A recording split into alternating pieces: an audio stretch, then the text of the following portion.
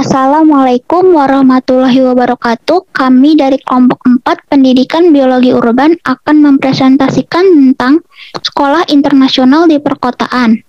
Adapun anggota kelompok kami yang pertama Bunga Ainindya Balkis, yang kedua saya sendiri Fatimah Azahra Nadi Holongan, yang ketiga Taufik Ismail Fadilah, yang keempat Titi Delia Lestati, dan yang kelima Ulis Armanda. Berikut pembahasan yang akan kami presentasikan tentang sekolah internasional. Pertama, pengertian. Kedua, karakteristik. Ketiga, strategi pengelolaan. Keempat, strategi tahap implementasi. Kelima, strategi penyiapan SDM. Keenam, strategi pembiayaan. Dan yang ketujuh, kelebihan dan kekurangan.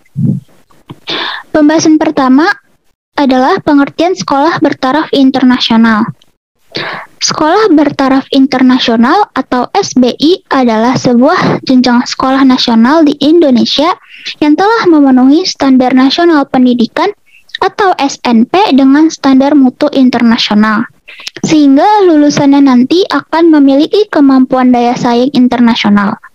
Lulusan SBI diharapkan selain menguasai SNP Indonesia juga menguasai kemampuan-kemampuan kunci global agar setara dengan rekannya dari negara-negara maju.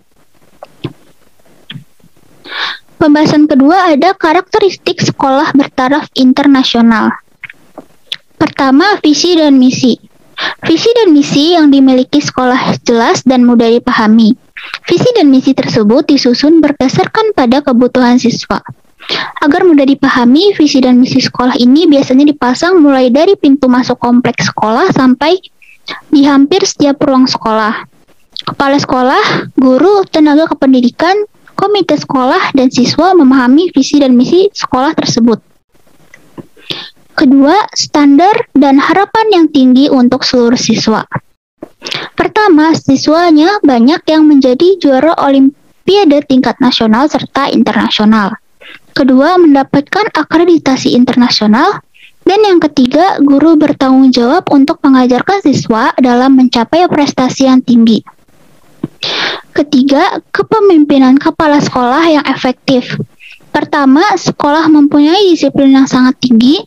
Kedua, kepala sekolah mampu berkomunikasi dengan guru, siswa, tenaga kependidikan, komite sekolah, dan orang tua secara maksimal. Yang ketiga, kepala sekolah mampu mengelola sumber daya secara optimal. 4. Tingkat kolaborasi dan komunikasi yang tinggi. Pertama, adanya komunikasi timbal balik antara guru, siswa, dan tenaga kependidikan serta kepala sekolah. Kedua, sekolah mempunyai website yang sudah terupload ke internet. Ketiga, memberikan bantuan beasiswa. 5. Kurikulum, pengajaran, dan penilaian yang mengacu pada standar. Pertama, sebagian mata pelajaran menerapkan strategi mengajar berbasis penelitian. Kedua, kepala sekolah, guru, bahkan tenaga kependidikan memahami peran evaluasi atau ujian lokal dan nasional. Ketiga, kelas yang tersedia memadai. Seperti tersedia loker bagi para siswa di dalam kelas dan seluruh kelas dilengkapi dengan fasilitas pendingin. Keempat, lab biologi, fisika, kimia, bahasa, dan komputer cukup luas, lengkap, dan rapi. 6. Tersedia pusat sumber media. Pertama, perpustakaan cukup luas, memiliki tempat belajar bagi para siswa, dan koleksi bukunya sangat lengkap. Kedua, tersedia program remedial, dan yang ketiga tersedia program pengayaan. 7. Pemantauan belajar mengajar yang rutin. Pertama, guru selalu memberikan hasil evaluasi kepada siswa untuk perbaikan. Kedua, kepala sekolah melakukan pemantauan untuk guru. Pemantauan ini dilakukan rutin setiap semester.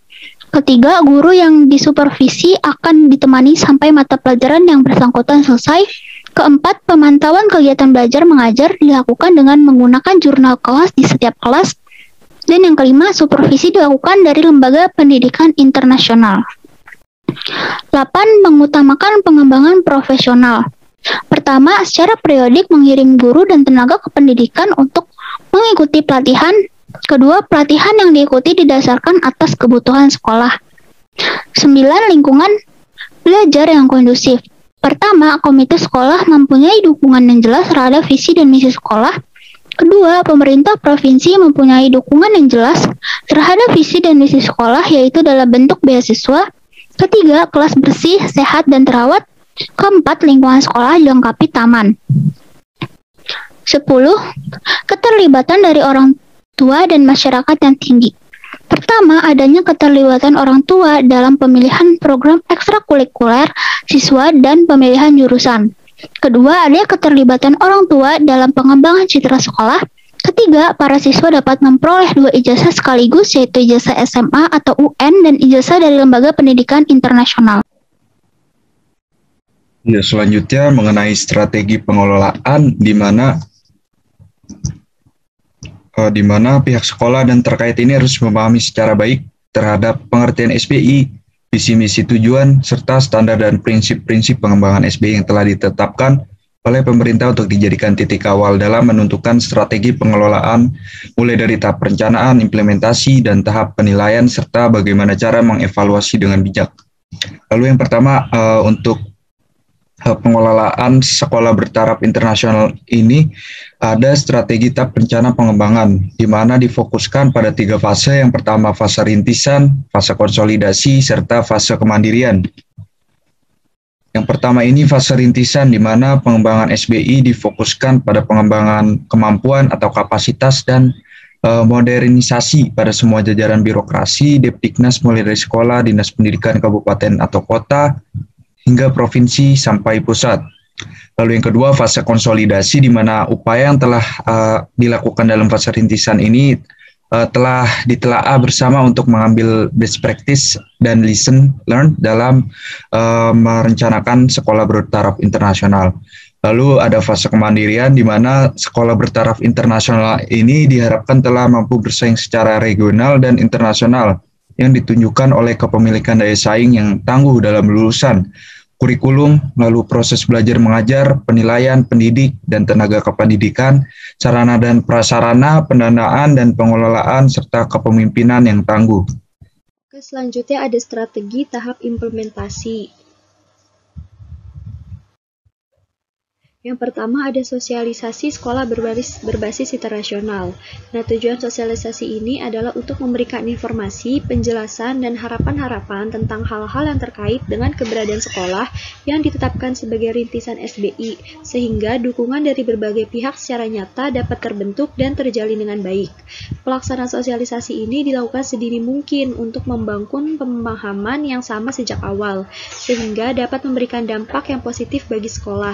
Sosialisasi ini dapat dilakukan dalam berbagai strategi dan media, misalnya melalui rapat-rapat, pertemuan, brosur, media cetak, media elektronik, dan sebagainya.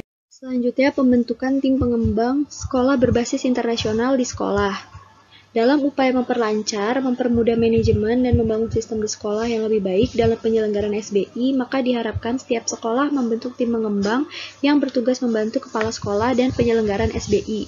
Tujuan utamanya adalah untuk mempercepat penyiapan penyelenggaraan SBI, mengembangkan berbagai aspek pendidikan yang akan dikembangkan menjadi aspek-aspek yang berseri internasional, dan membantu melakukan evaluasi terhadap pelaksanaan program SBI di sekolah. Di samping itu, tim pengembang berperan aktif untuk membantu penataan manajemen sekolah, khususnya dalam hal mencari jalinan kerjasama dengan pihak lain dan mempersiapkan sistem manajemen yang berstandar internasional. Selanjutnya, pembuatan RPS SBI. Sekolah yang ditetapkan menjadi rintisan SBI diwajibkan membuat rencana pengembangan sekolah atau RPS SBI dengan berpijak pada analisis kondisi sekolah yang ada dan berbagai kebijakan terkait dengan pengembangan SBI.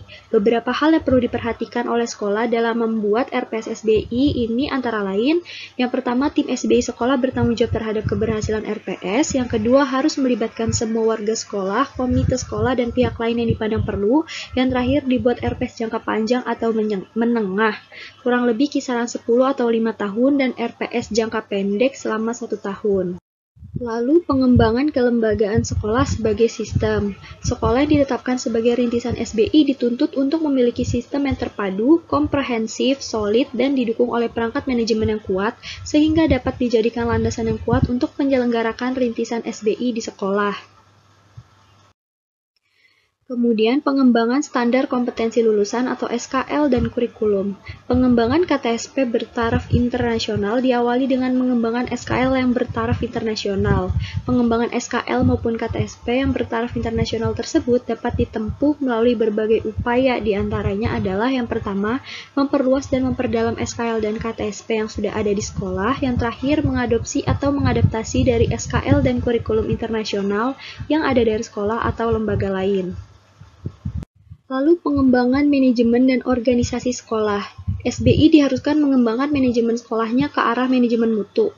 Implementasi MBS atau manajemen berbasis sekolah di sekolah selama ini secara konsep telah memberikan pemahaman dan pengalaman yang dapat dijadikan tonggak atau dasar bagi sekolah untuk mencapai manajemen mutu tersebut.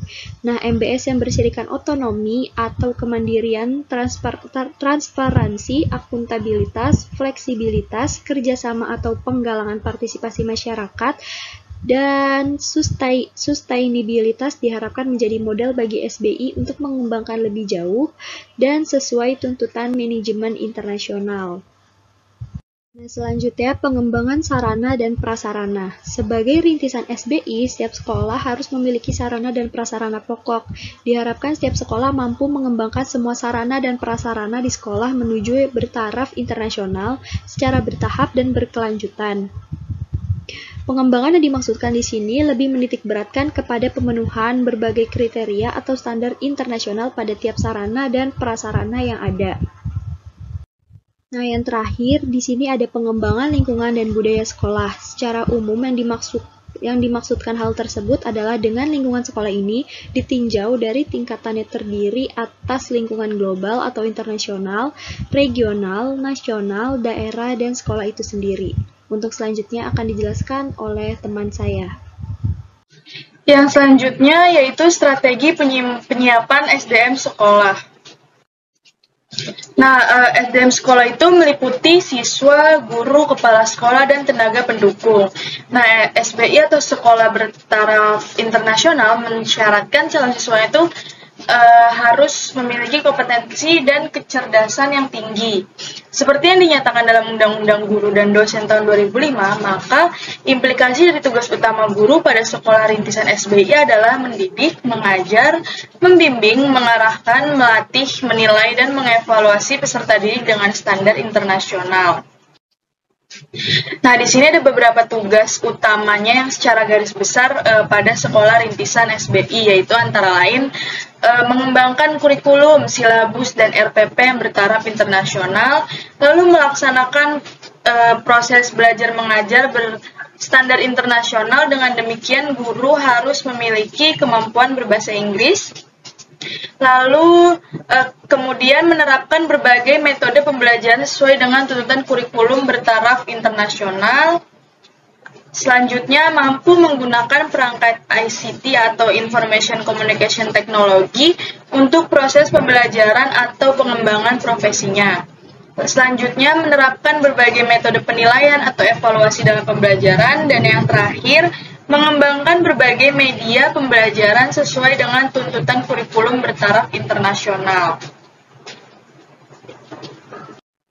Lalu untuk merealisasikan ketercapaian sekolah sebagai rintisan SBI dalam hal pengembangan guru-gurunya, maka ada beberapa upaya yang dapat dilakukan oleh sekolah secara bertahap dan berkelanjutan, antara lain yaitu melaksanakan pelatihan, salah satunya bahasa asing, khususnya bahasa Inggris. Selanjutnya, melaksanakan pelatihan pengembangan kurikulum, silabus, dan RPP yang bertaraf internasional. Lalu melaksanakan pelatihan ICT. Selanjutnya, melaksanakan pelatihan manajemen mutu, khususnya yang berkaitan dengan tugas guru. Dan selanjutnya, melaksanakan in-house training dengan bekerja sama bersama universitas terdekat untuk mempercepat guru dalam penguasaan proses belajar mengajar bertaraf internasional. Dan terakhir ada melaksanakan pelatihan pengembangan di media pembelajaran. Nah, terkait tadi dengan tugas utama guru Maka ada tugas dan tanggung jawab dari Dinas Pendidikan Kabupaten atau Kota, yaitu dari dinas sendiri bisa memberikan pembinaan, pembimbingan, dan pengarahan secara nyata untuk peningkatan kompetensi dan profesionalitas guru. Lalu ada pengembangan pola rekrutmen tenaga guru yang mengacu kepada kriteria guru pada SBI ini. Selanjutnya ada penataan penempatan guru yang proporsional dan profesional sesuai dengan kebutuhan sekolah dan daerah. Selanjutnya ada meningkatkan kualifikasi guru yang belum memenuhi persyaratan, misalnya dengan studi lanjut. Lalu memfasilitasi sekolah atau guru untuk melaksanakan studi banding ke sekolah lain atau negara lain yang telah melaksanakan SBI tersebut. Dan yang terakhir, bekerja sama dengan LPMP dan perguruan tinggi setempat untuk peningkatan kompetensi dan profesionalitas guru.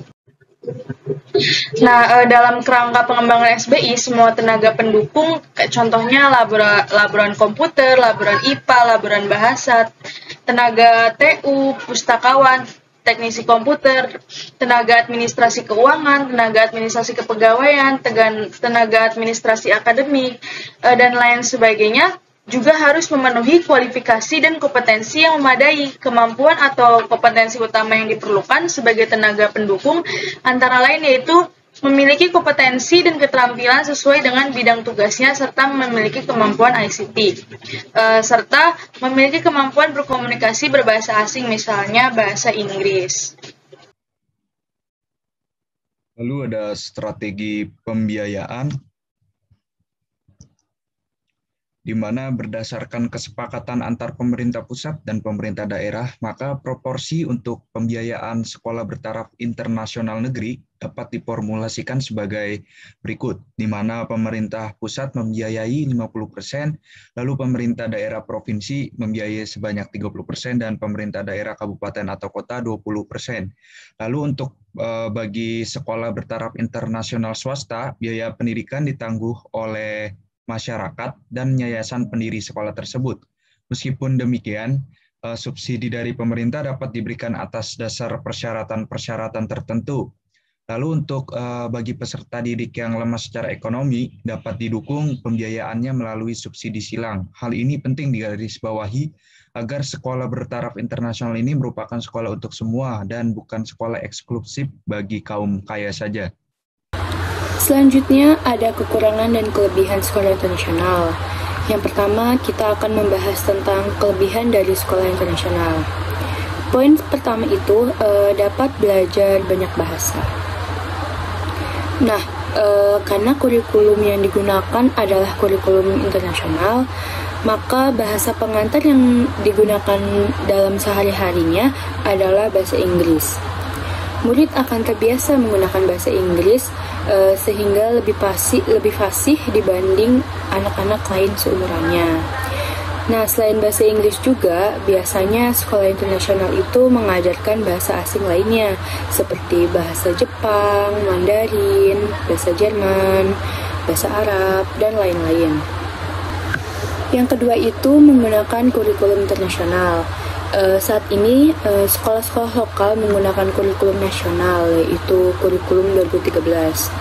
Nah, sedangkan pada sekolah internasional menggunakan kurikulum tambahan dalam proses mengajarnya, yaitu kurikulum internasional. Contohnya itu seperti Cambridge International Examination dan lain-lain. Dalam hal kurikulum internasional ini tidak ada penjurusan IPA-IPS seperti dalam kurikulum nasional. Dikarenakan kurikulum ini diterima secara universal, maka diploma lulusan dengan kurikulum internasional ini juga diakui oleh lembaga di seluruh dunia. Kurikulum internasional akan lebih mementingkan terhadap proses anak dalam menyerap materi pelajaran tersebut. Anak diarahkan agar lebih kreatif dalam belajar, tidak dengan cara yang monoton, dan penilaian yang diberikan pun kebanyakan adalah portofolio dari hasil pembelajaran anak tersebut, bukan sekedar nilai angka saja atau bukan sekedar hanya ujian saja. Selanjutnya, fasilitas yang mengakomodasi kebutuhan murid. Sekolah internasional menawarkan fasilitas yang dapat mengakomodasi berbagai kebutuhan muridnya. Contohnya seperti global prestasi, Sekolah tersebut sendiri memiliki aquatic room untuk berenang, sport hall untuk memfasilitasi berbagai kebutuhan olahraga, sampai menyediakan praktisi kesehatan untuk menjaga kesehatan para muridnya. Beberapa kurikulum memberikan kebebasan dalam memilih aktivitas belajar yang mereka inginkan. Dengan begitu, sang anak akan bisa belajar sesuai kemampuannya masing-masing. Sekolah internasional pada dasarnya cenderung memberikan kebebasan jika dibandingkan dengan sekolah lokal, sehingga sang anak akan lebih berpeluang dalam berekspresi. Dan selanjutnya ada keragaman budaya. Karena menggunakan bahasa Inggris sebagai bahasa pengantar, biasanya murid yang berasal dari luar negeri atau tidak terbiasa menggunakan bahasa Indonesia akan mendaftarkan diri ke sekolah internasional. Hal tersebut membuat budaya yang dimiliki masing-masing murid beragam. Nah, banyaknya interaksi dengan orang yang berbagai budaya ini memberikan anak kesempatan yang jauh lebih tinggi dalam mengenal dan mempelajari banyak budaya yang berbeda. Paparan akan perbedaan membuat anak lebih mudah beradaptasi dan bergaul dengan orang-orang dimanapun ia berada. Nah, itulah beberapa kelebihan dari sekolah internasional yang ada, mulai dari metode belajar sampai keragaman budaya menjadi prioritas di sekolah internasional. Selanjutnya, kita akan membahas tentang kekurangannya di sekolah internasional. Yang pertama itu muridnya mengalami kesulitan dalam berbahasa Indonesia. Mereka mengalami kesulitan untuk berbahasa Indonesia secara konsisten. Saat bicara dalam bahasa Indonesia, mereka biasanya mencampur bahasa Inggris dengan bahasa Indonesia. Pengaruh ini karena keragaman budaya tadi, karena banyaknya siswa yang di luar Indonesia juga yang mempengaruhinya, dan bahasa sehari-hari yang digunakan dalam sekolah juga pun bahasa Inggris. Nah, di sini peran orang tua juga sangat penting untuk membiasakan anaknya di rumah untuk belajar bahasa Indonesia dengan baik dan benar juga. Selanjutnya, muridnya kurang mengenal negaranya sendiri dengan baik. Sekolah nasional punya lebih banyak jam pelajaran tentang Indonesianya pastinya dibanding dengan sekolah internasional. Anak-anak Indonesia di sekolah internasional biasanya kurang pengetahuan soal sejarah Indonesia karena dilatar belakangi oleh kurikulumnya juga yang internasional tersebut. Jadinya sangat sedikit pelajaran mengenal tentang sejarah Indonesia gitu.